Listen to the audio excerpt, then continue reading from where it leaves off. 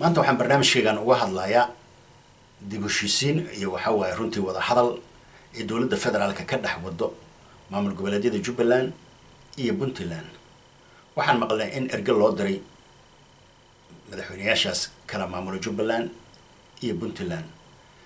maxamed islaan waxaa loo diray sida aan maqlay ambassador maxamed cabdi afey, ambassador maxbuub bacalin iyo senator cabdiraxmaan colow. runtii waa ila fariisteen, waa uu soo dhaweeyay, qoraal cad buu ka soo saaray uu leeyahay aniga dowladda federaalka waxay soo dirsatay ergadan oo aan la fariisanayo. qoraalkiisina waa kana waa arkaysaan. laakiin waxaa isweydiin leh in Saciid Cabdullaahi Danne asna erga noocaas oo kale loo diray uu kulligood soo wada laaday oo cid uu dhageysanaya aysan jirin. Cabdiweli Caagaas ma dhageysto yiri, Cumar Cabdirashiid ma dhageysto yiri, senator Cabdiraxmaan Faroole ma dhageysto yiri. cid haba yaraatay oda dhaqameed ha dhihin, culamaa u diin ha dhihin, aqoon-yahan ha dhihin, qurba joog ha dhihin, cid uu haba yaraatay dhageysanaya ma jira.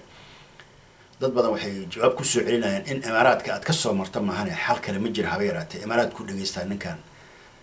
marka waa yaab in dalkaagii waxa waaye dadkaagii Soomaalida waxay u samaysan tahay qabaa'ilo, qof walba waxa waaye wuxuu runtii waxa waaye xeeriya dad isaga ka dhashay oo runtii waxa waaye tala siin kara, wixii qaldan u sheegi kara.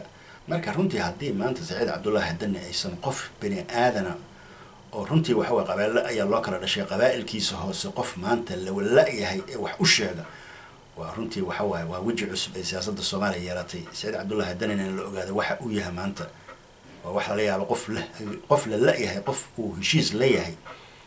shalay waxa waaye Aranjaan niman la yiraahdo dagaal ku qaaday, ilmadiyaanu dagaal ku qaaday, intaba waxay soo sheegeen inay u tanaasuleen dalkooda iyo dadkooda inaysan waxa waaye dagaal iyo dhibaato aysan u horseedin. laakiin waa wax la yaabo in waxa waaye siyaasadii Soomaaliya maanta waxa waaye la leeyahay loo maro imaaraadka. intaas waxaan moodayaa inuu runtii Saciid Cabdullaahi Danne uu ka soo dhow yahay, laakiin waa wax runtii dhibaato ah, caqabadna ah.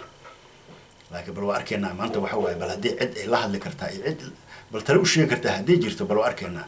meel walbana baraha bulshadana laga leeyahay maanta ninkaas cid haba yaraatee u talisa ama cid runtii wax uu ka maqlaa ma jirto. isagaa is dhageysta, isagaa is maqla, dhagaan isaga lahayn ma lahan iyo dhagaan imaaraadka lahayn. marka bal waa arki doonaa wixii ka soo baxa. laakiinse waxaan leenahay waxaan credit siinaynaa maxamed islaan oo runtii waxa waaye dadkii jufadiisa ahaa ee runtii waxa waaye erga ahaan ugu tagay ee si weyn uu u qaabilay, u soo dhaweeyay, cabashada iyo tabashada iyo waxa uu qabanay si sharaf leh kusoo bandhigtay. marka taas waxay caddaynaysaa aqoonta iyo diinta inay kaalin weyn ka qaataan qofka waxa waaye maamulkiisii iyo hoggaankiisii.